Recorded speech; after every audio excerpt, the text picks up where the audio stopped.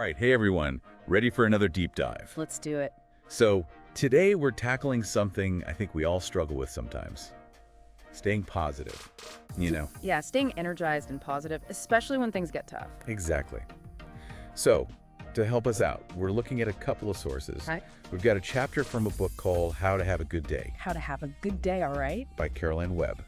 And then we have an article called How to Stay Optimistic. Interesting. That's from Harvard Business Review by Bill Taylor. So I don't know about you, but I mean, I'm always up for more good days. Who isn't, right? But it can be hard, It can. especially, when life throws you curveball. It does. Yeah. I think one of the things that both of these sources really emphasize is this idea of topping up your tank. Topping up your tank, I like that. Yeah. So just like your car needs fuel, our brains and our bodies need these regular top-ups of positive emotions, positive energy. So it's like preventative maintenance, not waiting till you're running on empty. Yes, exactly. So Webb, in her book, she gives some really practical strategies for how to do this. Okay, I'm all ears. Okay, so one of them is called the 3 good things. And this is something that I've actually tried, and it's pretty cool. Tell me about it. So basically, before you go to bed each night, you just take a few minutes to write down 3 good things that happened during the day. 3 good things, huh? Could be anything. Yeah, it can be anything, big or small. Like it could be, you finally finished that project you've been working on. Right. Or it could be like you saw a really beautiful sunset. Ah. Or you had a really delicious cup of coffee. See, I like where this is going. Sounds simple enough. Yeah, it is simple, but, what's the science behind this? Why does this actually work? Well, I'm not a neuroscientist, Right. but what I gather is it's all about training your brain, Right. to focus on the positive. Okay. It's like rewiring those neural pathways to be more, optimistic. So it's like building a habit of gratitude. Exactly, yeah. And there's been a lot of research on this. They've actually found that practicing gratitude can increase your levels of dopamine and serotonin. Really? Yeah, and those are like the neurochemicals that are associated with happiness and well-being. So it's not just about like feeling good in the moment. It's actually creating lasting changes in your brain. I think so, yeah.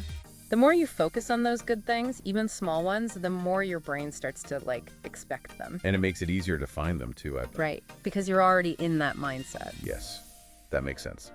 Okay, so another strategy that Webb talks about is future self-visualization. Future self, okay. Yeah. So what's that about? Yeah. Basically, you spend a few minutes each day imagining a future version of yourself who is thriving. Like, really picture it. What are you doing? What does it feel like? So daydreaming, but with a purpose. Yeah, exactly. Yeah. Like supercharged daydreaming. I can get on board with that. Yeah. And what's fascinating? There's actually a lot of research that shows that mental imagery, it can activate the same neural pathways as physical actions. No kidding. Yeah. So by vividly imagining this positive future for yourself, you're essentially sending signals to your brain that hey, this is attainable. I can do this. That's pretty powerful when you think about it. Right. And almost like you're already on the path to success just by visualizing it. Right. It's like a mental rehearsal for success. I like it. And we see this in sports all the time, right? Yeah. Athletes use visualization all the time to improve their performance. Exactly. And it makes sense. If you can see yourself doing it in your mind, it makes it that much easier to do it in real life. Okay, so one more strategy from Webb that I wanted to touch on is random acts of kindness. Ooh, random acts of kindness. I think we all know this one feels good. Right, it does. But I bet there's more to it than that, right? Yeah, there is. So there's actually research that shows that engaging in acts of kindness triggers the release of endorphins. And these endorphins, they create what's often called the helper's high. The helper's high. Interesting. Yeah, so it's like a natural mood booster. So basically, being kind to others is like a reward system in your brain. Yeah.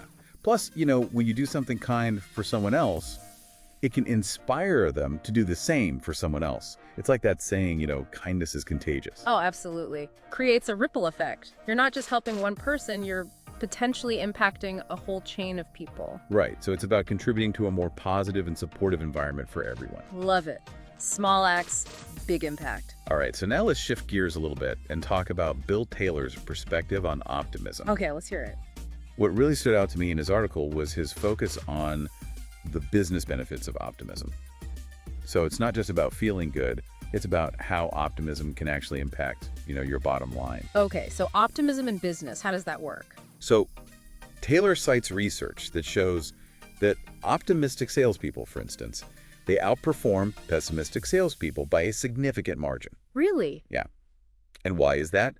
Well, optimistic salespeople, they tend to bounce back from rejection more easily. Resilience. They persevere longer, Makes sense. and ultimately, they close more deals. So optimism is like a secret weapon in the business world? Yeah.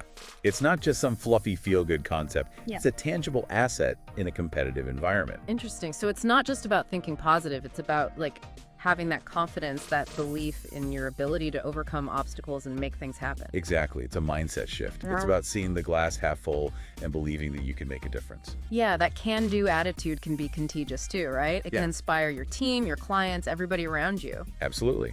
And that can lead to better collaboration, better decision-making, all sorts of positive outcomes. Powerful stuff. It is. So whether you're facing a tough deadline at work or navigating a personal challenge, or you just want to boost your overall well-being, these strategies from Webb and Taylor, they offer some really powerful tools. What resonates most with you? What small step can you take today to start topping up your tank? You know, it's different for everyone, right? What works for one person might not work for another. The key is to experiment. Find what works best for you. And don't get discouraged if you don't see results immediately. Right. It's a process. Exactly. Be patient with yourself and celebrate those small wins along the way. Remember, even small changes can have a big impact on your overall happiness and success. Yeah, I love that. And one final thought before we go. Both Webb and Taylor emphasize that positivity and optimism aren't about ignoring reality. It's not about pretending that everything is perfect. Right, it's not about being naive. Exactly. It's about acknowledging the challenges, but choosing to focus on the good and building the mental and emotional resources to navigate those challenges effectively. It's about being proactive, not reactive. Yes. It's a choice. It's a powerful choice that we can all make. And a choice that can make a huge difference in our lives. Absolutely. So as you go about your day, we'll leave you with this question. What one small act of topping up your tank will you try today? Let us know. And until next time, keep diving deep.